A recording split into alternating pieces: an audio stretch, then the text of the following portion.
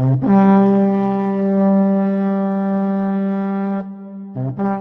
खुशआमदीद और अस्सलाम वालेकुम। मेरा नाम फारूक हुसैन शाह है और आप देख रहे हैं फ्रीलांस पाकिस्तान। 7 नवंबर 2018 को वर्डप्रेस स्पार्टन 300 मिशन का जब मैंने आगाज किया था तो मेरी नीयत ये थी कि गुर्बत और बेरोजगारी की मायूसियों भरी तारीकी में आज़्म हिम्मत, जोश, जज्बे और वल्वले की उम्मीद भरी मशअल रोशन कर सकूं। मैं इस मकसद में आज के दिन तक किस कदर कामयाब हुआ हूं, इसका अंदाजा मुझे आपके कमेंट से होता है। वर्डप्रेस के हवाले से जो फ्रीलांस पाकिस्तान ग्रुप में आपकी पोस्ट आई हैं, जिस तरीके से यंगस्टर्स इसमें शामिल हुए all over from Pakistan, India and Bangladesh, और जहां जहां उर्दू और हिंदी समझने वाले लोग मौजूद हैं, वो जिस ज़ोक़ो शौक़ के साथ, जिस जज्बे के साथ मेरी आवाज़ की सदाकत पर लब्बैक कहते हुए इस कारवां में शामिल हुए, मैं आपको ये बता नहीं सकता कि मैं किस कदर एक्साइटेड हूँ, कितना जोश मेरी रगों के अंदर भर गया है। हम आज के दिन तक रुके नहीं, झुके नहीं, कहीं पे बिके नहीं, कहीं पे सहमे नहीं। हम आज भी डट के खड़े हैं अपने उसी महाज पे, स्पार्टन्स की तरह। अब आपकी ट्रेनिंग का ये तीसरा और फाइनल मार्का है। आपने इस ट्रेनिंग के दौरान वर्डप्रेस का माहौल बना देना है। आपने हर रोज ये सोचना है कि आप वर्डप्रेस थीम और प्लगइन डेवलपर बनने जा रहे हैं। 2019 आपका साल है। इस साल में आपने गुर्बत और बेरोजगारी के खिलाफ एक जिहाद करना है, एफर्ट्स करनी है, कोशिश करनी है, और आपने हिम्मत नहीं हारनी। आपका शौक, जज्बा, वलवला और जुनून जिंदा रहना चाहिए, कायम रहना चाहिए। और मैं देख रहा हूं वो वक्त दूर नहीं जब लोग हमारे आज़म का हवाला देंगे, जब हमारा जुनून हमारी पहचान बनेगा और हिम्मत न हारने वाला हौसला हमारी पहचान बनेगा, हमारा निशान बनेगा। मेरे पास जो कुछ है, मैंने कमिटमेंट की थी कि मैं आप लोगों के साथ बिल्कुल सादा अंदाज में शेयर करता चला जाऊंगा। मैंने आपको बताया था मेरा लिटरेचर का बैकग्राउंड है, लेकिन हालात मुझे इस तरफ खींच के जब ले आए तो वर्डप्रेस मेरी पहली मोहब्बत थी और वर्डप्रेस मेरी आज भी मोहब्बत है। यही मोहब्बत मैं आपको देने की कोशिश कर रहा हूं। आपने अपने आज़्म को, अपने जुनून को जिंदा रखना है। आप सब कुछ कर सकते हैं।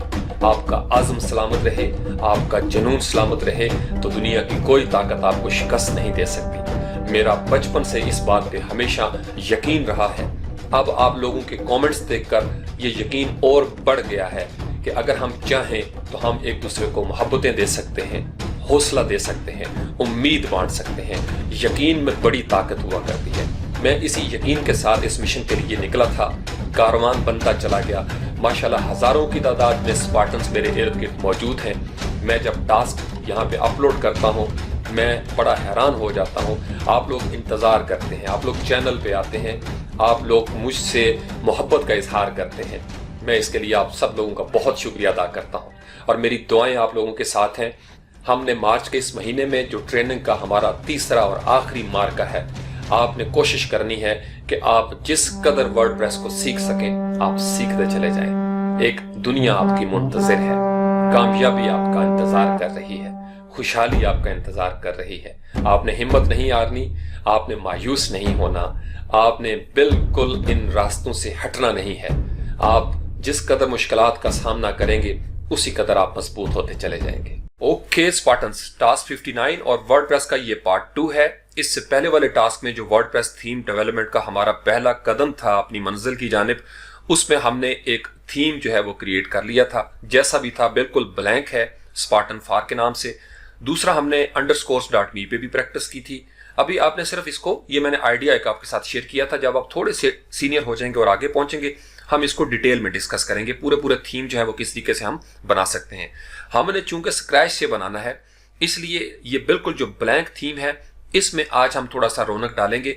आज का ये जो टास्क है, ये आप हमेशा याद रखेंगे। ये आप इसका रेफरेंस अपने पास नोट कर लें। ये मैं आपको बड़े यकीन के साथ कह रहा हूं।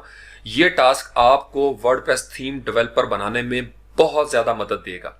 चूंकि मैं जब इस फेज पे पहुंचा था, मुख्तलिफ जगहों से ट्यूटोरियल सुन सुन के, देख देख के, पढ़ पढ़ के, और जब ये नुक्ता मेरे हाथ आया था तो मैंने उस दिन, वो जैसे न्यूटन ने कहा था ना कि यूरेका, कि मैंने आई हैव फाउंड इट, कि मुझे वो की मिल गई है जो चीज मुझे आगे बढ़ने से रोक रही थी। आज वर्डप्रेस का वो सेंट्रल थीम, वो इसका कोर, जहां पे इसकी असल पावर है, वो मैं आपके साथ शेयर करने लगा हूं। और मैं बड़े यकीन के साथ आपको बराह रास्त कैमरे में देख के मेरी जान ये कह रहा हूं, आपको वर्डप्रेस की समझ आ जाएगी और हो सकता है आप जोश में उठे और कहें कि सर आज ही थीम बना देना हमने। बहुत सारी चीजें तो हम ऑलरेडी डिस्कस कर चुके हैं, HTML, CSS, जावास्क्रिप्ट और PHP में बेसिक्स। अब हमने टोटली इंटायरली और मुकम्मल तौर पर वर्डप्रेस की आज हम बात करेंगे और उसी से एक स्टेप जो है वो हम थोड़ा सा आगे बढ़ जाएंगे। अब ये जो स्पार्टन थीम आपने बनाया था, इसके अंदर अभी कुछ भी नहीं। इसको अगर हम फ्रंट एंड पे विजुलाइज करें तो आप ये देखेंगे बिल्कुल ब्लैंक साइट है। लेकिन इसके ऊपर हम राइट क्लिक करते हैं, इंस्पेक्ट एलिमेंट करते हैं, तो आप ये देखेंगे कि इसके अंदर HTML का स्ट्रक्चर हमें नजर आता है। हमने कोड के अंदर कुछ भी नहीं दिया। ये विजुअल कोड में मैंने फोल्डर को ओपन कर लिया, नोटपैड में भी ओपन कर सकते हैं, मैं बारी बारी चेंज करता रहूंगा जैसा मूड होगा। अब आप देखेंगे कि index.php में हमने कुछ भी नहीं लिखा, PHP की फाइल है, लेकिन ब्राउजर के अंदर हमें HTML का स्ट्रक्चर नजर आता है। This is how things work. ये ब्राउजर है और ब्राउजर में ये चीज पहले से मौजूद है। इसका मतलब ये है अगर मैं यहाँ पे कुछ एग्जीक्यूट करना चाहूं तो मैं कर सकता हूं।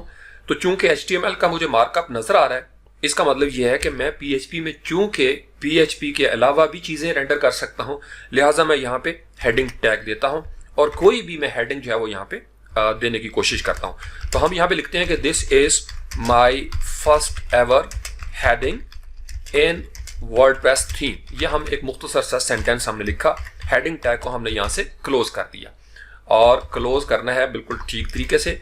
कंट्रोल S कर दिया आपने। फ्रंट एंड पे आके हम इसको करेंगे रिफ्रेश।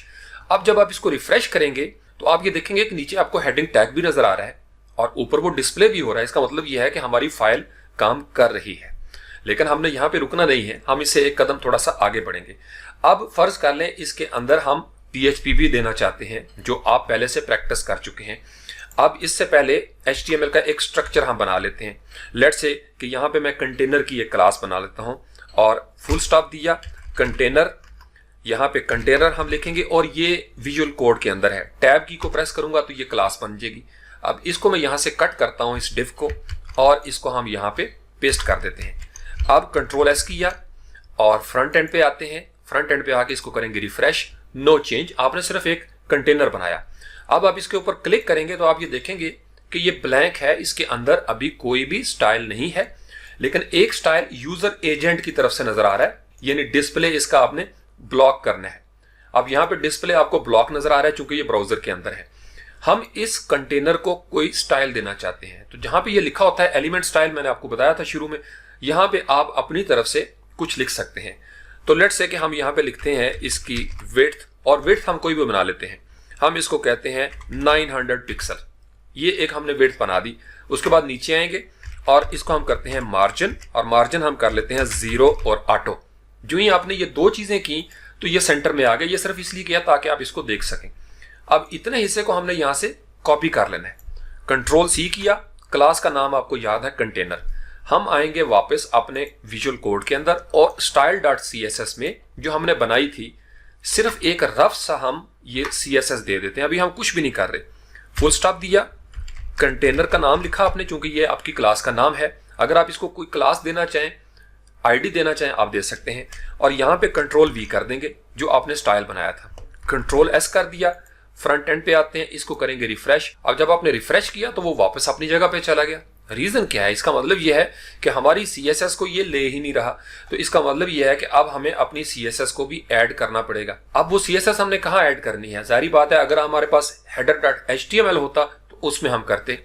यहां हमारे पास है index.php, तो फिर हम क्या करें? तो काम चलाने के लिए फिलहाल हम क्या करते हैं कि इसी के अंदर एक इनलाइन जो आपका CSS स्टाइल है वो दे लेते हैं। तो आप स्टाइल लिखेंगे, इक्वल का साइन देते हैं और इन्वर्टेड कॉमास आपने स्टार्ट किए, और इस जगह पे हम लिख लेते हैं विड्थ, कॉलन दिया, वही चीजें जो आपने वैल्यूज दी थी 900 पिक्सल्स। उसके बाद आप यहाँ पे सेमी कॉलन देंगे, स्पेस देंगे, और इसके बाद हम यहाँ पे कर लेते हैं मार्जिन, कॉलन दिया 0 और ऑटो कर लेते हैं, और उसके बाद आप सेमी कॉलन दे देंगे, कंट्रोल S करेंगे। CSS किस तरीके से कनेक्ट करनी है वो हम आगे जाके देखेंगे। फिलहाल सिर्फ ताकि ये आपको सेंटर में नजर आए। अब हम इसको रिफ्रेश करेंगे। अब ये आपकी CSS की क्लास आपको नजर आ रही है इस तरीके से अंदर। ये आपका इनलाइन था, आपको मैंने बताया था इनलाइन होता है, फिर इंटरनल होता है जो ऊपर हम लिखते हैं स्टाइल और स्टाइल की टैग में, और एक होती है एक्सटर्नल जिसको हम हेड में जोड़ते हैं। वर्डप्रेस में चीजों को कनेक्ट करने के लिए और तरीकाकार होता है, वो हम इंशाल्लाह ताला आगे जाके डिस्कस करते हैं। फिलहाल आपको समझने के लिए, ताकि आप इसको देख सकें, हम इसको थोड़ा जूम भी कर लेते हैं। अब this is my first ever heading in WordPress theme, और यहाँ पे हमने एवरी लिख दिया, नो प्रॉब्लम। यहां से हम इसका वाई जो है वो डिलीट कर देंगे, कंट्रोल एस कर लिया। अब जो पॉइंट मैं आपको समझाने की कोशिश करने लगा हूं, पीएचपी के अंदर आपने HTML तो लिखा, अब यहां पे फर्ज कर लें मुझे कुछ पीएचपी का भी देना है और इस हेडिंग के नीचे कुछ देना है, तो फिर मुझे पीएचपी का टैग शुरू करना पड़ेगा और यहां पे मैं लिखूंगा पीएचपी और उसके बाद पीएचपी के टैग को मुझे क्लोज करना पड़ेगा। ये इसका मुकम्मल सिंटैक्स है और इसके शुरू में मुझे देना पड़ता है सेमीकोलन, जहां पे मैंने अपनी स्टेटमेंट जो है वो पूरी करनी होती है। स्टेटमेंट उस वक्त होती है जब आप कंप्लीट कोई चीज आपने लिखी, प्रॉपर्टी और उसकी वैल्यू भी दे दी, तो वो आपका स्टेटमेंट है क्योंकि सेमीकोलन आपने दे दिया है। लेकिन जो अंदर आप लिखेंगे किसी भी जगह पे, वो आपका एक्सप्रेशन होगा। यानी अगर आप सिर्फ वेरिएबल एक आपने रखा और उसकी एक वैल्यू है, तो जब आप वेरिएबल समेत उस वैल्यू को करेंगे तो ये पूरी स्टेटमेंट होगी। लेकिन अगर सिर्फ आप वैल्यू के ऊपर फोकस करेंगे तो वैल्यू आपका एक्सप्रेशन कहलाएगा। ये लफ्जों को आपने समझना गौर से। अब इसके अंदर हम पीएचपी में कोई इको करवाना चाहते हैं, तो मैं यहां पे करता हूं इको, और इको करवाने के लिए स्ट्रिंग अगर मैं देना चाहता हूं या मैं कोई फर्ज कर लें मैथ करना चाहता हूं, मैं यहां पे लिखता हूं 1000 और प्लस करते हैं हम इसके अंदर 9000। लेट्स से आपने इतना लिखा और वेरिएबल है, इंटीजर है, आपको इन्वर्टेड कॉमास देने की जरूरत नहीं। पीएचपी आपने बना दी, कंट्रोल एस करेंगे, फ्रंट एंड पे आते हैं और इसको करेंगे हम रिफ्रेश। जब आपने रिफ्रेश किया तो आप ये देखेंगे कि वो जो पीएचपी थी वो उसने प्लस करके यहां पे हमें आंसर दे दिया। इसका मतलब ये है कि पीएचपी की फाइल में पीएचपी हमारी काम कर रही है। अगर हम यहां पे कोई स्ट्रिंग देना चाहें, हम स्ट्रिंग भी दे सकते हैं, और स्ट्रिंग देने के लिए आप डबल कोड देना चाहते हैं, डबल कोड भी दे दें। इसको हम डिलीट कर देंगे और यहां पे हम लिखते हैं कि our mission is to be top WordPress devs. Control S किया, आपने स्ट्रिंग जो है वो एक बनाई थी, ये काम आपने पीएचपी में किया था, अब आपको इसकी पहचान है। तो ये चीजें पीएचपी में भी एग्जीक्यूट हो रही हैं और HTML हेडिंग टैग जो है वो भी नजर आ रहा है।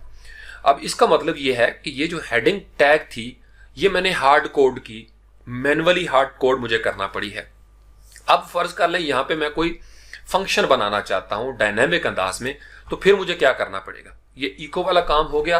अब अगर आप इसके अंदर ब्रेक देना चाहते हैं तो इसी जगह पे रहते हुए आप ब्रेक का टैग दे देंगे ताकि अगली लाइन में हम चले जाएं। अब अगर आप इसके अंदर ही पीएचपी लिखना चाहते हैं तो फिर आप इसको एंटर कर दें और यहां पे आप कोड लिखते जाएंगे पीएचपी का और वो एग्जीक्यूट हो जाएगा। लेकिन अगर आपने HTML देना है तो या आप इको करेंगे या टैग को यहां पे बंद करेंगे। ये चीजें हम डिस्कस कर चुके हैं। अब यहां पे फंक्शन बनाना आपको आता है। फंक्शन के ऊपर आज आपने गौर करना है, पीएचपी का फंक्शन वर्डप्रेस में किस तरीके से यूज हो रहा है। क्योंकि अगर आप ये समझ गए तो आपको वर्डप्रेस की 90% से ज्यादा समझ आ गई। ये मैं आपको बड़े दावे के साथ कह रहा हूं। तो फंक्शन बनाने के लिए हम लफ्ज लिखेंगे फंक्शन, और उसके बाद आप अपना कोई फंक्शन बनाना चाहते हैं, उसका तरीकाकार आपको पता है। फर्ज कर लें कि हम यहां पे बनाते हैं स्पार्टन्स और आगे हम लिख लेते हैं विजन, और जब फंक्शन बनाया तो पैरेंथेसिस देने हैं और उसके बाद करली ब्रेसेस देनी है। ये काम आपको करना आता है। इको हम ऊपर करवा चुके हैं। अब इसके अंदर फर्ज कर लें हम ये वाली जो स्टेटमेंट थी इसी को हम कंट्रोल सी कर लेते हैं, पूरी ये जो स्टेटमेंट है, और उसके बाद यहां पे इसको कर लेते हैं पेस्ट। अब इस स्टेटमेंट की जगह फर्ज कर लें हम कोई और चीज लिख लेते हैं, आवर विजन इज ग्रेट या ऑसम, जो भी आप लिखना चाहते हैं। फुल स्टॉप दिया, कंट्रोल एस किया, फ्रंट एंड पे आते हैं, इसको करेंगे रिफ्रेश। जब आपने रिफ्रेश किया तो नो चेंज, हेडिंग टैग मौजूद है चूंकि HTML से आ रही है। ये आप इको करवा रहे थे, ये भी आ रहा है। लेकिन जो फंक्शन आपने बनाया था वो फंक्शन आपका इको तो है, उसके अंदर आपकी पूरी स्टेटमेंट है, लेकिन चूंकि ये फंक्शन के अंदर है, ये जो फंक्शन जिसका नाम ये है स्पार्टन्स विजन, आप इस फंक्शन को एग्जीक्यूट करवाना चाहते हैं तो फिर आपको फंक्शन का नाम देना पड़ेगा। और आपने फंक्शन क्या बनाया था? स्पार्टन्स विजन और छोटी पैरेंथेसिस के साथ। इसको हम कंट्रोल सी करते हैं और यहां पे मैं कंट्रोल वी कर लेता हूं और मैं यहां पे कर लेता हूं सेमीकोलन। कंट्रोल एस किया, फ्रंट एंड पे आते हैं, इसको करेंगे रिफ्रेश। जब आप रिफ्रेश करेंगे तो आप ये देखेंगे कि अब वो जो फंक्शन के अंदर इको था वो यहां पे नजर आ गया। यानी फंक्शन के अंदर आप कुछ भी यहां पे करें, लेट्स से कि मैं यहां पे कोई मैथ करना चाहता हूं तो मैं मैथ यहां पे करूंगा, वो मैथ भी एग्जीक्यूट हो जाएगा। अगर मैं इस फंक्शन को, ये पॉइंट आपने गौर से सुनना है, यहां से करता हूं कंट्रोल सी और यहां पे मैं करता हूं कंट्रोल वी और इसके बाद कंट्रोल एस करूंगा, तो यहां पे फ्रंट एंड पे आते हैं। अब आपने उसी एक फंक्शन को जो आपने एक जगह पे बना लिया था, यहां पे आप उसको जब रिफ्रेश करेंगे, क्योंकि आपने उसको डबल किया, दूसरी मर्तबा भी ये चीज आ गई। इसका मतलब ये है कि अगर आप इसको पेस्ट करते जाएं इस तरीके से, कंट्रोल एस करेंगे, फ्रंट एंड पे आके आप इसको रिफ्रेश करेंगे, तो वो एक जगह पे जो आपने फंक्शन बनाया था, इसको गौर से सुने, वो जो फंक्शन आपने एक जगह पे बनाया उसको आप बार बार एग्जीक्यूट कर रहे हैं। तो इसका मतलब ये है कि मैं अगर इसको बहुत ज्यादा मर्तबा भी कॉपी पेस्ट करता रहूंगा तो ये एग्जीक्यूट होता चला जाएगा। इसका मतलब ये है कि मेरा ये फंक्शन अगर मैं अपने किसी और पेज पे भी रेंडर करूंगा तो फिर वहां पे भी यही लफ्ज जो है आवर विजन इज ग्रेट, ये आपको नजर आएंगे, या इसके अंदर कोई भी फंक्शन होगा, कोड होगा, वो एग्जीक्यूट हो जाएगा। यहां तक आप समझ गए। अब फर्ज कर लें इस फंक्शन के अंदर ये जो फंक्शन है मैं कुछ और भी ऐड करना चाहता हूं। अब इस पॉइंट को आपने समझना है, मैं इसको स्पेस दे लेता हूं ताकि आप सिर्फ इसी पे फोकस रहें। अब हमारे पास ये 4-5 दफा हमने इसको एग्जीक्यूट किया, हम इसको 2 या 3 कर लेते हैं। लेट्स से कि हमने 2 दफा कर लिया इसको, कंट्रोल एस किया। अब जाहिर बात है फ्रंट एंड पे ये आपके आवर विजन इज ग्रेट 2 दफा नजर आएगा। अब फर्ज कर लें कि मैं ये चाहता हूं कि बजाय इसके कि मुझे ये बार बार यहां से रिपीट करना पड़े, या अगर सेंटेंस बहुत बड़ा हो जाता है, अब लेट्स से हम यहां पे लिखते हैं कि we want to be top WordPress developers in 2019। ये आपने पूरा सेंटेंस लिखा, जाहिर बात है फ्रंट एंड पे रेंडर हो जाएगा, क्योंकि फंक्शन आपने एक दफा बना लिया है, ऊपर भी फंक्शन कायम है और नीचे आपने उसको एग्जीक्यूट भी कर दिया। यहां से आप इसको रिफ्रेश करेंगे, ये सेंटेंस बढ़ता चला जाएगा। यानी अगर आप इसमें पैराग्राफ्स ऐड करेंगे, कुछ और कलर, इमेज, जो भी आप करना चाहते हैं वो एग्जीक्यूट हो जाएगा, क्योंकि फंक्शन आपका बना हुआ है। इसका मतलब यह है कि इसके अंदर अगर आप कोई और काम भी इको करवाना चाहें वो भी हो जाएगा।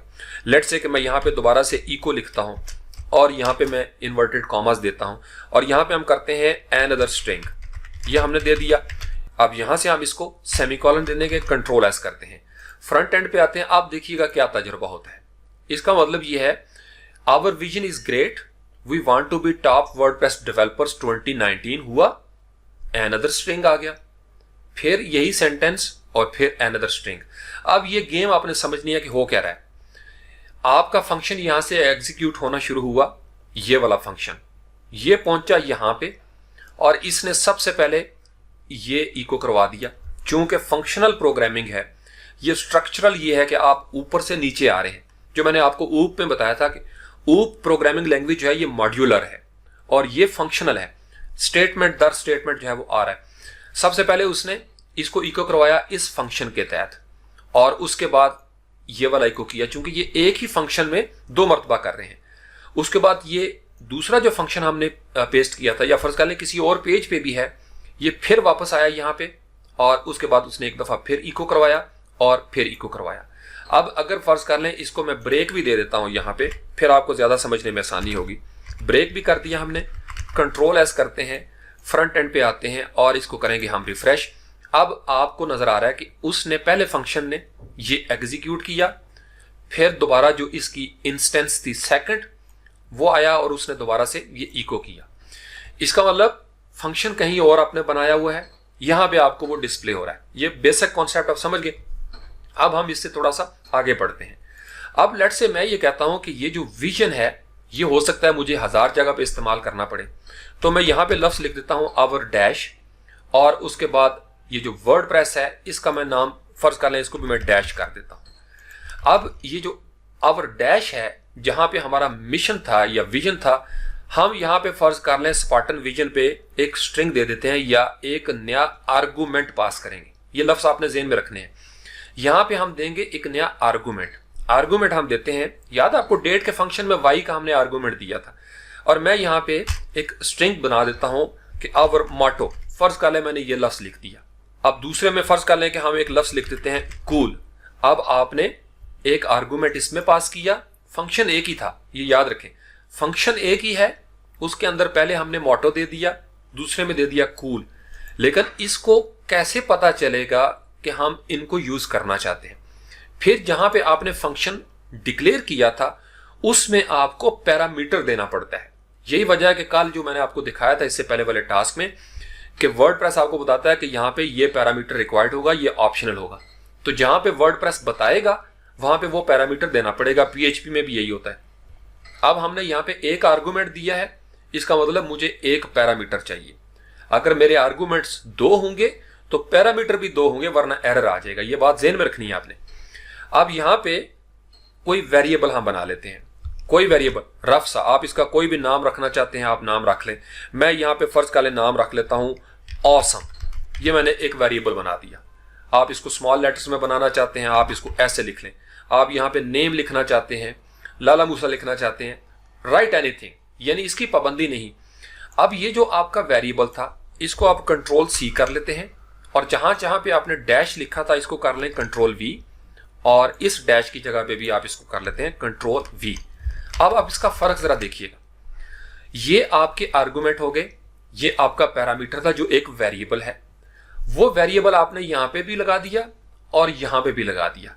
अब फर्ज कर लें इसकी जगह पे भी अनदर स्ट्रिंग डैश कर लेते हैं और डैश की जगह पे आपको पता है हम वेरिएबल दे देते हैं। कंट्रोल एस किया, आपने 2 सेंटेंसेस के अंदर जो इको करवाए 3 मरतबा अपना वेरिएबल दिया। अब आपने गेम जरा देखनी है, आर्गुमेंट किस तरीके से यहां पे जाएगा और किस तरीके से पास होगा। फ्रंट एंड पे आते हैं, इसको करेंगे रिफ्रेश। जब आपने रिफ्रेश किया तो आप ये देखेंगे कि पहला जहां पे हमने लिखा था आवर डैश इज ग्रेट, तो उसने पहला फंक्शन एग्जीक्यूट किया इसकी मदद से। ये जो पहला फंक्शन था और इसमें लफ्ज था मोटो। मोटो गया, ये वैल्यू गई पैरामीटर्स के अंदर। फंक्शन ने देखा कि अच्छा यहां पे मेरे पास वेरिएबल है, मेरे पास वेरिएबल है ऑसम।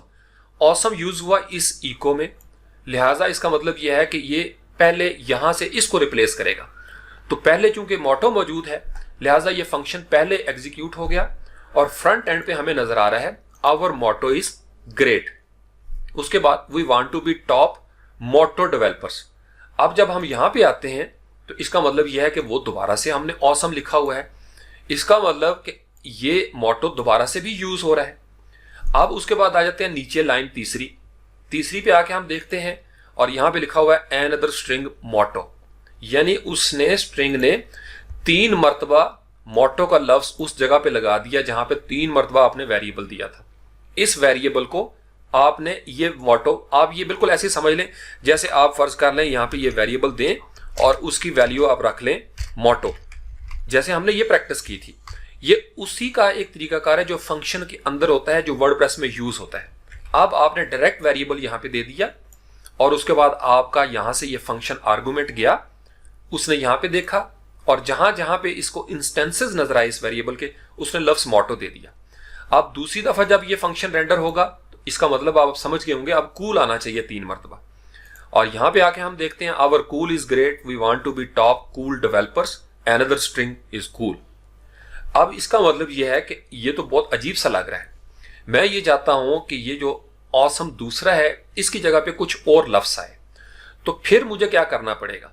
अगर मैंने आर्गुमेंट को डबल किया है, अब ये फर्क आप याद रखें, कॉमा दिया, अब मैं एक और आर्गुमेंट देने लगा हूं और यहां पे फर्ज कर लें मैं कोई इंटीजर लिख देता हूं, मुझे उसके लिए पोस्टऑफिस देने की जरूरत नहीं, मैं यहां पे लिख देता हूं 786, ये मैंने इंटीजर बना दिया। अब यहां पे लेट्स से कि हम कोई और स्ट्रिंग दे देते हैं और यहां पे हम लिख देते हैं नमूना, हमने ऐसे एक नाम लिख दिया नमूना। फ्रंट एंड पे आते हैं और इसको हम करेंगे रिफ्रेश। अब रिफ्रेश किया तो आपने देखा कि नो चेंज। रीजन क्या है कि फंक्शन के अंदर आपने आर्गुमेंट्स तो दे दिए लेकिन वो आर्गुमेंट्स अभी इसको पता नहीं चल रहा। तो फिर इसका मतलब यह है कि मैं यहां पे एक और वेरिएबल बनाता हूं। अब यहां पे लेट्स से कि हम लिख लेते हैं पार 2 यानी पैरामीटर 2। ये जो था आपका ऑसम ये पार 1 है यानी पैरामीटर 1 है। अब जहां जहां पे ये होगा मैं इसको करता हूं कंट्रोल सी और इस जगह पे मैं इसको पेस्ट कर देता हूं, कंट्रोल एस किया। अब आपने यहां पे 2 आर्गुमेंट्स दिए और 2 ही पैरामीटर दिए। फ्रंट एंड पे आते हैं, इसको हम करेंगे रिफ्रेश। जब आप रिफ्रेश करेंगे तो आवर मोटो इज ग्रेट, चूंकि यहां पे ये वेरिएबल मौजूद था। और जब हम विजुअल कोड के अंदर आते हैं तो आप ये देखेंगे कि उसने ऑसम जो है वो पहले मोटो ले लिया, उसके बाद हमारे पास था दूसरा आर्गुमेंट। तो इसका मतलब यह है कि ये जो पार 2 था इसको आप जरा देखिएगा अब क्या होता है। यहां पे आया our motto is great, we want to be top 786 developers in 2019। इसका मतलब यह है कि उसने यहां से शुरू किया, पहले इसको देखा, इसको इसके साथ मिला दिया, एक आर्गुमेंट एक पैरामीटर, उसके बाद दूसरा आपके पास यहां पे था ये पैरामीटर, दूसरा आर्गुमेंट उसने यहां से ले लिया, ये कहानी मुकम्मल हो गई।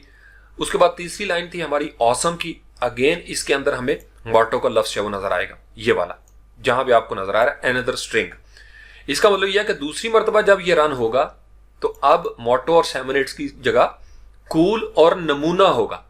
तो यहां पे भी our cool is great, we want to be top नमूना developers in 2019। Okay, front end पे आते हैं, our cool is great, we want to be top नमूना developers in 2019। What does it mean कि वर्डप्रेस के अंदर आपका फंक्शन इस तरीके से एग्जीक्यूट होता है और ये इसकी जान है। अब हम आ जाते हैं वर्डप्रेस के टेम्पलेट टैग की तरफ। जहां पे भी लफ्ज टेम्पलेट टैग आएगा इसका मतलब यह है कि वर्डप्रेस के बिल्ट इन फंक्शंस जो उन्होंने बना के रख दिए हैं अपनी पेरेंट फाइल्स के अंदर WP इंक्लूड्स के फोल्डर में, अब वो सारे के सारे इस फंक्शन की तरह ही होंगे। जैसे अगर मैं लिखता हूं ब्लॉग इन्फो और चूंकि ये फंक्शन है, पैरेंथेसिस दी और यहां पे मैं देता हूं सेमीकोलन। अब ब्लॉग इन्फो के अंदर मुझे आर्गुमेंट देना पड़ेगा। जब मैं आर्गुमेंट्स दूंगा तो जो पैरामीटर्स होंगे उन्होंने बना के रखे हुए हैं उसके मुताबिक ये काम ऑटोमेटिकली आसान हो जाएगा। जैसे सबसे पहले हमारे पास होता है नेम, कंट्रोल एस करते हैं, फ्रंट एंड पे आते हैं और इसको करेंगे हम रिफ्रेश।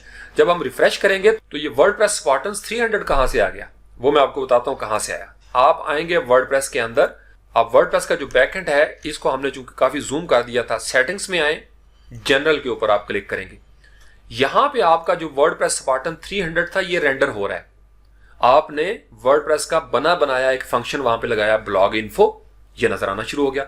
अगर फर्ज कर ले मैं इसका नाम चेंज कर देता हूं, मैं लिखता हूं वर्डप्रेस स्पार्टन्स 300 इन 2019 और यहां से मैं इसको करूंगा सेव चेंजेस, यानी ये आपकी साइट का नाम है, ये बना बनाया एक आर्गुमेंट जो आपको वर्डप्रेस अलाउ करता है। वो कहां से देखना है वो मैं अभी आपको बताता हूं। फ्रंट एंड पे आते हैं, इसको हम करेंगे रिफ्रेश। जब रिफ्रेश करेंगे तो आप ये देखेंगे कि वर्डप्रेस स्पार्टन 300 इन 2019 उसने अपडेट कर दिया, यानी डायनामिक चीजें जो है वो चेंज हो रही हैं। बाकी काम आपने हार्ड कोड किया था, यानी आपको फाइल में जाना पड़ेगा, आप यहां पे चेंज करेंगे लफ्ज, लेट से वी वांट की जगह पे हम कहते हैं वी ड्रीम, और ड्रीम का लफ्ज किया, ये आपको फाइल के अंदर हार्ड कोड आप किया हुआ है, मैनुअली जाके चेंज करना पड़ेगा। फ्रंट एंड पे आते हैं, इसको हम रिफ्रेश करेंगे, अब वो जो वांट है वो जहां जहां पे इस्तेमाल हो रहा है वो ड्रीम आ जाएगा चूंकि फंक्शन एग्जीक्यूट हो रहा है। लेकिन ये जो था ये आपका डायनेमिक है, इसका मतलब आप चूंकि पेरेंट थीम बनाने की पोजीशन में जा रहे हैं इंशाल्लाह ताला, ये थीम कल को कोई 1000, 2000, 2 लाख बंदे डाउनलोड करते हैं और हर बंदा अपनी मर्जी का यहाँ पे नाम लिखेगा अपनी साइट का, तो आपके थीम के अंदर ये कोड चूंकि आपने लिखा था ब्लॉग इन्फो, इसका मतलब हर बंदे की साइट का नाम उसको मिल जाएगा। ये वो गेम है जिसको डायनेमिक गेम कहते हैं, यानी वर्डप्रेस ने कुछ चीजें बना दी, आपने उनको इस्तेमाल किया, इस टेम्पलेट टैग को आपको ये सारी मेहनत नहीं करनी पड़ी, फंक्शन वगैरह ये वो सारा कुछ वर्डप्रेस ने बना के रख दिया हुआ है, आपने सिंपल ब्लॉग इन्फो लिखा।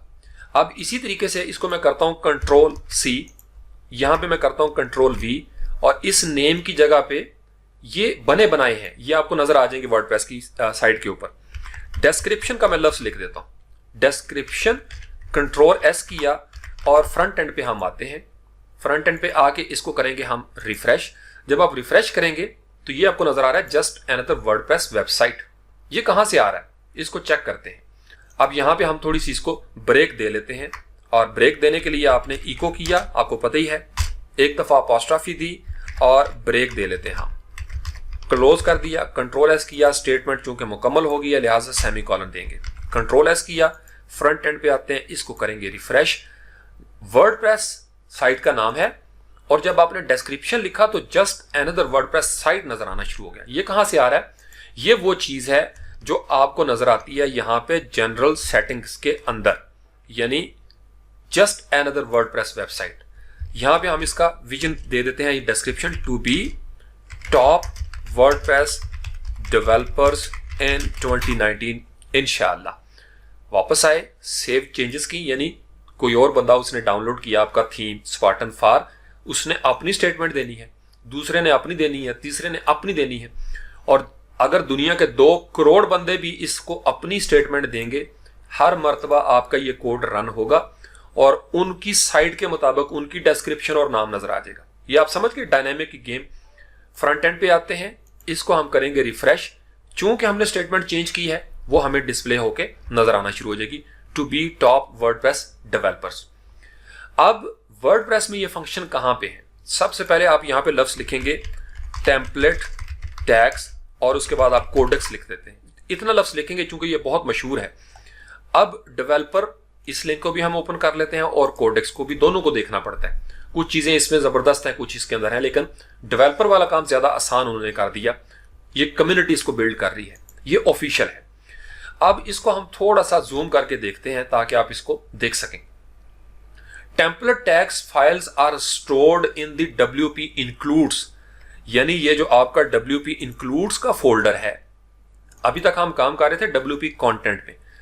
मैं आपको उस लेवल पे पहुंचाना चाहता हूं कि आप वर्डप्रेस के अंदर खुद घुसें, कोर के लेवल पे। WP इंक्लूड्स को हमने खोल लिया। अब इसको यहां से हम इसकी सेटिंग थोड़ी चेंज कर लेते हैं।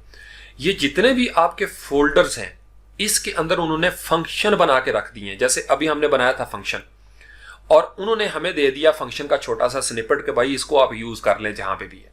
तो ये होता है CMS का फायदा। अब यहां पे हम देखते हैं इस वेबसाइट के अंदर कितनी फाइलें हैं, जनरल टेम्पलेट, और ये आपकी असाइनमेंट भी है। आपने इन तमाम फाइल्स को 1 बाय 1 खोलना है और उनके अंदर आपने टेम्पलेट टैग्स देखने हैं, फंक्शन कितने बनाए हैं। जैसे इसको अगर आप राइट क्लिक करें ये अलग खुल जाएगी, नीचे लिस्ट भी दी है, वो मैं स्क्रॉल करके दिखाता हूं। जनरल टेम्पलेट में जनरल टेम्पलेट्स हैं, ऑथर टेम्पलेट में ऑथर के टेम्पलेट में। लेट्स से कि मैं इसको राइट क्लिक कर लेता हूं।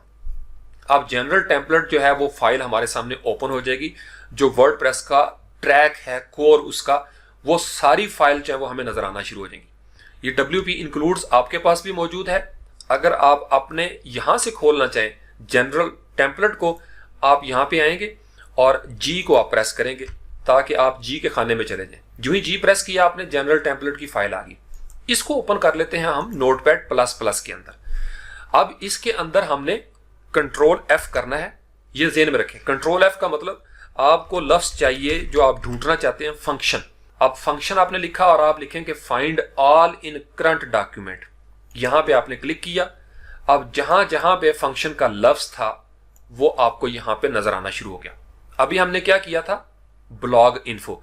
अगर डायरेक्ट मैं उसको तलाश करना चाहूं कि वो कहां पे है, मैं यहां पे लिखूंगा कंट्रोल F और मैं यहां पे लिखता हूं ब्लॉग इन्फो, पैरेंथेसिस दे देता हूं 2 दफा, सिर्फ ब्लॉग इन्फो भी लिखूं वो ढूंढ लेगा। इसको मैं कहता हूं कि फाइंड करो, और यहां पे आप देखेंगे, थोड़ा मैं आपको जूम करके दिखाता हूं ताकि आप इसको देख सकें। लाइन 588 पे गेट ब्लॉग इन्फो है और फिर ब्लॉग इन्फो है, इनमें थोड़ा सा फर्क है। ब्लॉग इन्फो डिस्प्ले करेगा, गेट ब्लॉग इन्फो हम जब यूज करेंगे तो इसका मतलब उस PHP के कोड में जहां ये यूज हो रहा है उसकी जरूरत वहां पे है। ब्लॉग इन्फो आपने लिखा तो आपको साइट का नाम, डिस्क्रिप्शन डिस्प्ले हो जाएगी ब्राउजर में। जो गेट ब्लॉग इन्फो है ये एक और कहानी है, ये आगे जाके देखेंगे। ब्लॉग इन्फो हमें नजर आ रहा है 58651 यहां पे इस जगह पे लिखा हुआ है। अब इसका मतलब यह है कि इसके ऊपर मैं डबल क्लिक करूंगा तो यहां पे आप देख सकेंगे कि ये ब्लॉग इन्फो का पूरा यहां पे इन्होंने बनाया हुआ है। Get blog info, show filter raw, ये डेप्रीकेट हो गया है। होम साइट URL डेप्रीकेटेड, शुरू में हम लिखते थे होम और साइट URL, ये डेप्रीकेट हो गए। और ये उन्होंने केस बनाए हुए हैं, आपको याद है स्विच केस हमने डिस्कस किया था। अब यहां पे हम आ जाते हैं और इस वेबसाइट पे आके शुरू में हम देखते हैं जनरल टेम्पलेट्स में क्या क्या है। गेट हेडर, गेट फुटर, वही फंक्शन बने हुए हैं, पैरेंथेसिस हैं। यानी अगर आप गेट हेडर के ऊपर क्लिक करें और इसको आप फ्रंट एंड पे देखेंगे, आप गेट हेडर के अंदर आप स्ट्रिंग दे सकते हैं या आपकी नॉर्मल वैल्यू जो है वो नल होगी, यानी ये डिस्प्ले नहीं होगा। ये बात आप ज़हन में रखें। गेट हेडर में जो पैरेंथेसिस होते हैं आपने देखा अक्सर खाली होते हैं, लेकिन अगर आप देना चाहें तो खास पैरामीटर आप इसके अंदर दे सकते हैं जो स्ट्रिंग होगा। इसको अगर आप नीचे आके देखें तो आप इसका इस्तेमाल देख सकते हैं कि ये फंक्शन बना हुआ है WP includes general template. Line कौन सी है, 22, 23, 24, 25। यहां पे वापस आते हैं और इसके शुरू में जाते हैं। अब शुरू में जाके आप देखेंगे फंक्शन, सबसे पहला फंक्शन है गेट हेडर। ये उन्होंने बना दिया कि यहाँ पे नाम अगर आप देना चाहें, डिफॉल्ट वैल्यू नल है, यानी डिफॉल्ट में ये इस तरीके से होता है। हम कोर फाइलों को छेड़ रहे हैं, नो प्रॉब्लम, डिफॉल्ट ये इस तरीके से हम यूज करते हैं। कंट्रोल जी किया, लेकिन अगर आप कोई और खास किस्म का हेडर देना चाहते हैं आप कॉल कर सकते हैं। अब उन्होंने यहाँ पे डू एक्शन का लफ्ज लिखा, ये हम इंशाल्लाह डिस्कस करेंगे जब हम एक्शन हुक्स और फिल्टर हुक्स को, जहां जहां पे आपको अपने थीम को पेरेंट बनाना है ताकि लोग इस पे चाइल्ड थीम बना सके, वहां पे आप डू एक्शन का फंक्शन यूज करेंगे। जहां जहां पे वर्डप्रेस ने यूज किया हुआ है, इसका मतलब यह है कि थीम डेवलपर इस डू एक्शन के ऊपर एड एक्शन कर सकता है।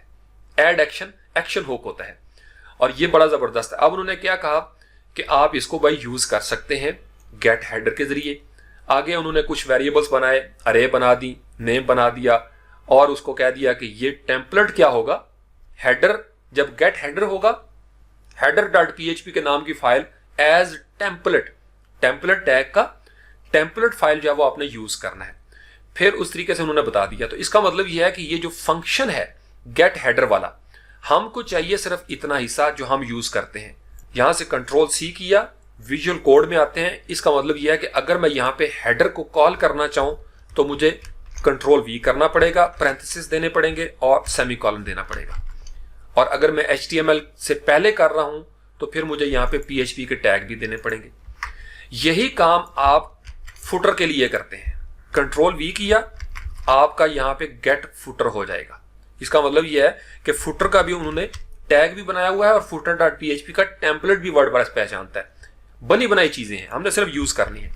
और अगर आपको साइड बार चाहिए तो यहां पे आप गेट साइड बार जो है वो लफ्ज लिख देंगे, गेट साइड बार, जो पेज बिल्डर्स के टाइम अब ये खत्म हो गया तकरीबन कॉन्सेप्ट, लेकिन अभी भी यूज होता है। अब इसका मतलब यह है कि हेडर, साइड बार और फुटर के टेम्पलेट टैग्स, ये टेम्पलेट टैग्स बिल्कुल ऐसे ही जैसे आपने स्पार्टन विजन यहां पे किया था। मैं आपको कमेंट आउट करके देता हूं। आपने किया था स्पार्टन्स विजन, पैरेंथेसिस दी थी और सेमीकोलन दिया था। ये फंक्शन आपने बनाया था, ये वर्डप्रेस ने बना के रख दिया हुआ है। ये बात समझ गए? इसका मतलब कि आप भी जब अपना फंक्शन बनाएंगे तो आप इस फंक्शन को कहीं भी यूज कर सकते हैं, क्योंकि आपने बना के रखा हुआ है पेरेंट के अंदर। यानी जब मैं चाइल्ड थीम बनाऊंगा तो मैं इसको इस्तेमाल करूंगा। मुझे यहां पे फिर डू एक्शन करना पड़ेगा और चाइल्ड थीम बनाने वाले को ऐड एक्शन करना पड़ेगा। यानी अगर मैं वर्डप्रेस के अंदर अपने थीम में कुछ करना चाहूंगा तो फिर मुझे ऐड एक्शन वाली कहानी जो वो करनी पड़ेगी। वो हम आगे जाके देखेंगे, अभी आप कंफ्यूज ना हो। आज आप सिर्फ टेम्पलेट टैग के ऊपर फोकस करें, चूंकि ये मेन चीज है। फंक्शन यहां पे एग्जीक्यूट हो गया। अभी हमने हेडर लेना है, लेकिन हेडर कहां पे पड़ा हुआ है? हेडर तो है ही नहीं हमारे पास। फ्रंट एंड पे आते हैं, इसको हम सेव करते हैं और देखते हैं कि इसके साथ क्या होता है। जो ही आप फ्रंट एंड पे आएंगे, इसको करेंगे आप रिफ्रेश। अब जब आप रिफ्रेश करेंगे, एक चेंज आपने नोट की, वाह, कांग्रेट्स, आपकी ये बार आना शुरू होगी भाई इसके साथ। इसका मतलब ये है कि ये तो ऑटोमेटिकली एक शेप बनना शुरू होगी। अभी आपने कुछ भी नहीं किया। आपकी this is my first heading WordPress Spartan 300 इन 2019, ये भी काम हो गया। ये आपका नाम है और आप इसके ऊपर हवर करें तो ये साइट का URL भी है। अब यहां पे एक फर्क समझ लें, ये किसी ने क्वेश्चन भी किया था, मुझे उस वक्त ज़हन से निकल गया, मैं अब आपको रिस्पॉन्ड कर देता हूं। ये आपको दो चीजें नजर आती हैं, WordPress address URL, site address URL। ये जो वर्डप्रेस एड्रेस URL होता है, ये आप जिस डायरेक्टरी में वर्डप्रेस इंस्टॉल करते हैं, ये उसका पाथ होता है। वर्डप्रेस यानी वर्डप्रेस WP कंटेंट थीम्स कहां पे पड़ा हुआ है। ये जो साइट एड्रेस है, ये वो है जो आप अपना लोगों को बताते हैं कि भाई वर्डप्रेस स्पार्टन 300.com ये मेरी वेबसाइट है, या freelancepakistan.com, ये XYZ जो भी वेबसाइट है। ये वो है साइट एड्रेस जो आपकी साइट है, और ये वो है जिस डायरेक्टरी में ये इंस्टॉल है। फर्ज कर लें अगर किसी सब डायरेक्टरी में हो तो यहां पे वो सब डायरेक्टरी का नाम होगा और उसके बाद आप इसको अपना नाम दे देंगे वर्डप्रेस को, क्योंकि वर्डप्रेस को अपनी डायरेक्टरी देनी पड़ती है। ये आप बड़ी इजीली मूव कर सकते हैं। मैं इन्हीं टास्क में इंशाल्लाह आपको बताऊंगा कि एक सर्वर से दूसरे सर्वर में, एक डायरेक्टरी से दूसरी डायरेक्टरी में, या मेन से सब में, चाइल्ड में, या चाइल्ड से मेन में हमने कैसे जाना। बहुत सिंपल, मिनटों का काम है। तो ये फर्क ज़हन में रखें कि ये हमने चूंकि वर्डप्रेस एड्रेस URL दिया था, ये हमारा यहाँ पे क्लिकेबल हो रहा है और नीचे हमारी डिस्क्रिप्शन भी आ रही है। ये कुछ और PHP के टैग्स थे और साइड बार अभी हमने कुछ भी नहीं किया। साइड बार हमें नजर आना शुरू हो गई। और इसके बाद नीचे आप देखें तो फुटर के अंदर WordPress Spartan 300 in 2019 is proudly powered by WordPress. यहां पे हम आके देखते हैं तो हमारे पास तो फाइल ही कुछ नहीं, हमारे पास कोई फाइल नहीं है। लेकिन इसका मतलब यह है कि वर्डप्रेस ने कुछ इसके अंदर बने बनाए इसके बिल्ट इन, चूंकि वर्डप्रेस हमने इंस्टॉल किया है, हमारा थीम उस वर्डप्रेस पे बन रहा है, तो ये इतना पावरफुल और डायनेमिक है कि सिर्फ टेम्पलेट टैग लगाने से 3 टेम्पलेट टैग आपकी वेबसाइट की ये फ्रंट एंड पे शेप बन गई। कांग्रेट्स, माशाल्लाह, आज आपने जबरदस्त काम कर लिया। तो ये आपको ये सारी चीजें जो है वो इस तरीके से नजर आना शुरू हो जाएंगी। तो अब हम इससे थोड़ा सा आगे बढ़ते हैं कि ये जब टेम्पलेट कॉल होते हैं तो इसको लफ्ज बोलते हैं हायरार्की। आपने अक्सर ये लफ्ज सुना होगा, जो पुराने हैं उनको तो पता ही होगा, नए बंदे इसको गौर से सुने कि वर्डप्रेस जो है वो जब आप यूआरएल लिखेंगे तो उसको खास अंदाज में वो ढूंढता है। अभी देखें, उसको कोई चीज नजर नहीं आ रही थी, उसने अपने बिल्ट इन फंक्शंस यूज किए और हमारी साइट की एक शक्ल बना दी। लेकिन इसका मतलब यह है कि अगर हम इसको 1 बाय 1 ये फाइलें बनाते चले जाएं तो वो एक तरतीब से उनको रीड करता है।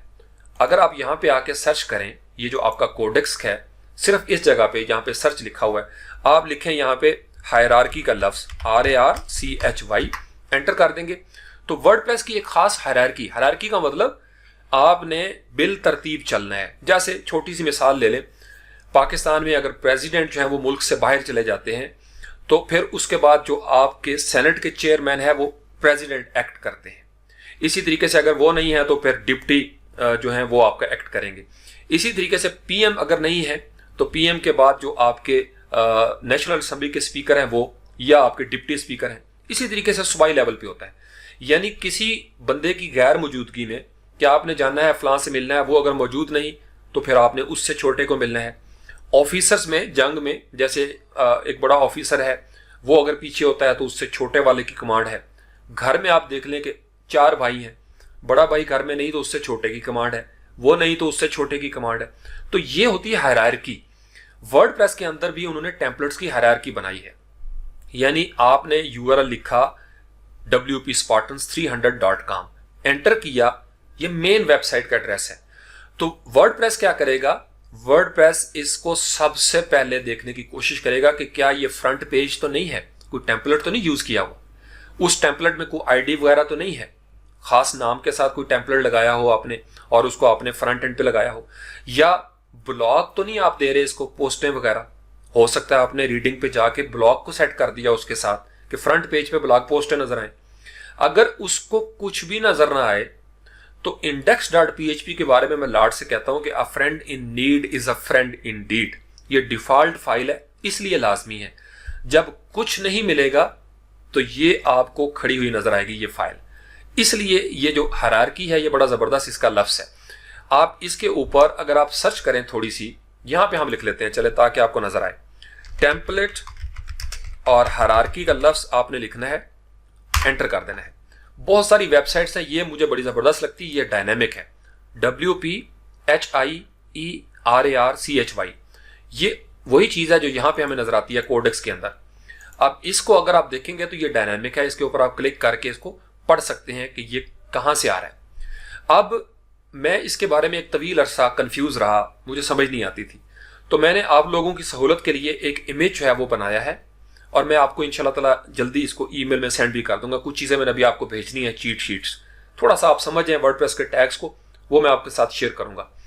अब यहाँ पे टेम्पलेट हायरार्की के बारे में सारी इंफॉर्मेशन मौजूद है। ये वही चीज है जो यहाँ पे आपको नजर आ रही है, लेकिन ये डायनामिक नहीं है, ये उन्होंने स्क्रीनशॉट लिया हुआ है। ऊपर आप देख सकते हैं स्क्रीनशॉट, इस डेट को उन्होंने लिया था। हमारे पास ये मौजूद है, किसी एक के ऊपर आप क्लिक करेंगे वो लिंक जो है वो ओपन हो जाएगा, वो आपको बता देगा ये टेम्पलेट क्या करता है। अब आप इसको यूं समझ लें, ये जो इमेज मैंने बनाया था ये सादा लफ्जों में, आपको याद है पीएचपी में हमने इफ, एल्स इफ और एल्स किया था।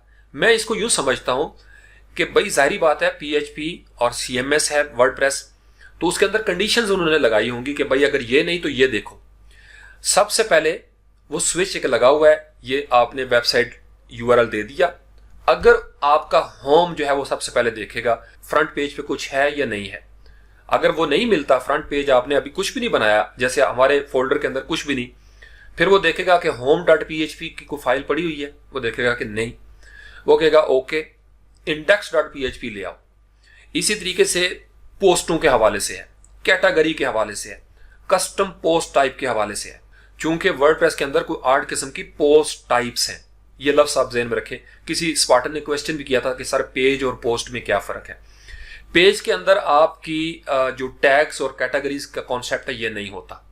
पेज का एक अपना अलग से एक माहौल है उसका, लेकिन पेज भी एक पोस्ट टाइप है, ये आप ज़हन में रखेंगे।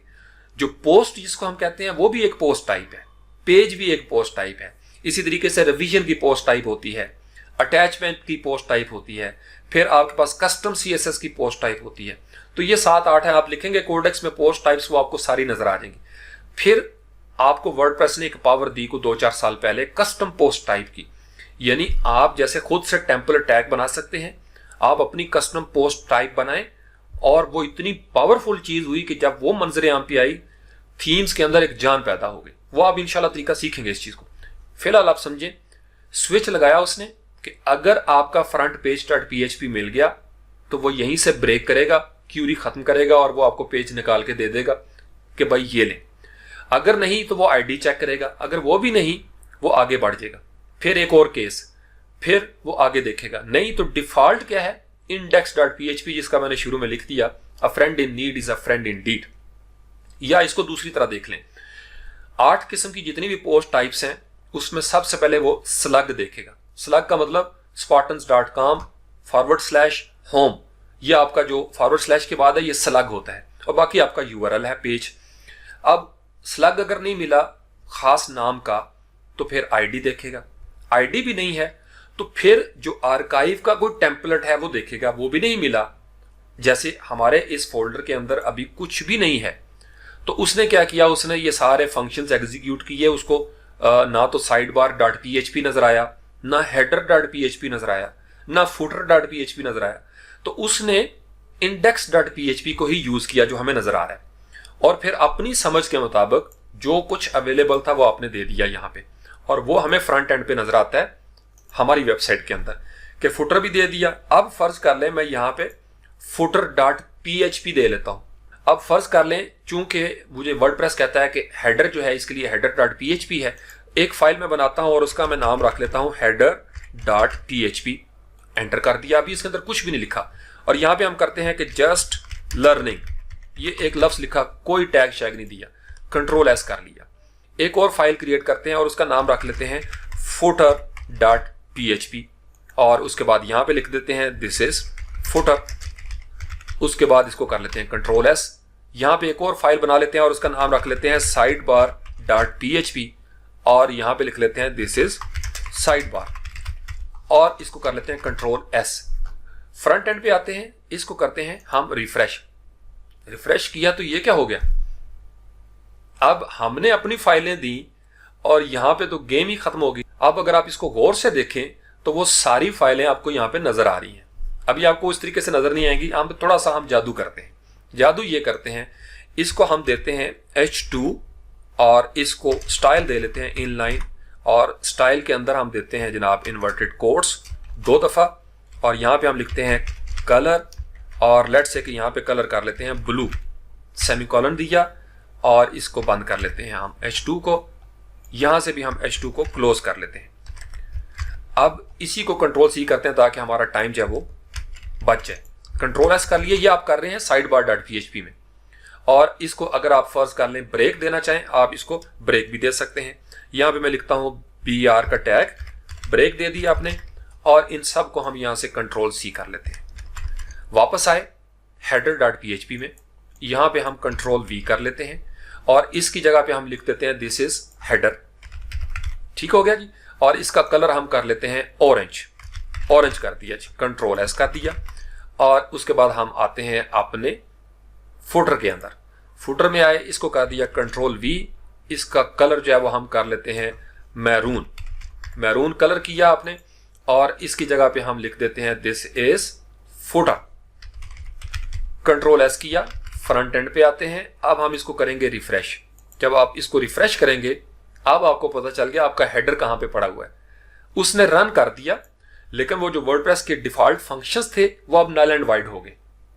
वर्डप्रेस कहता है भाई साहब आप होश में आ रहे हैं, आप डेवलपर बन रहे हैं, लिहाजा मैं आपकी जगह पे पैरा नहीं दे सकता। अब आपने जब फाइल बना ही ली तो फिर इस फाइल का हक अदा करें, ये बात आप समझें।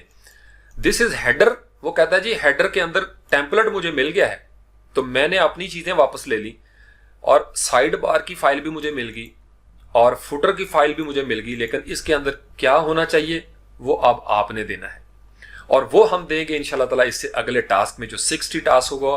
फिर हम शुरू कर देंगे जनाब हेडर से, और हमारी साइट आहिस्ता आहिस्ता बनना शुरू हो जाएगी। अब आपने देखा वो ऊपर भी वो चीजें गायब होगी, क्योंकि अभी आपने इसका कुछ भी नहीं किया।